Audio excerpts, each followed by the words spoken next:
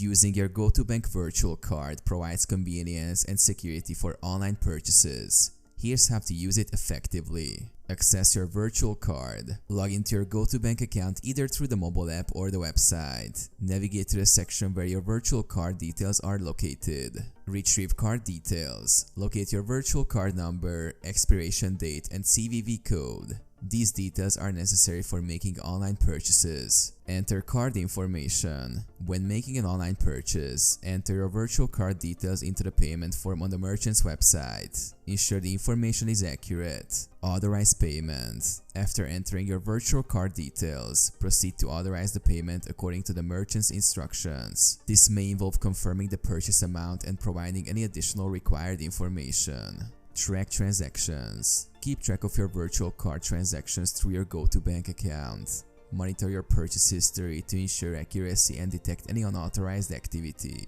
Security measures. Since virtual cards are separate from your physical card, they offer an added layer of security for online transactions. However, it's still essential to follow best practices for online security, such as avoiding suspicious websites and keeping your login credentials secure.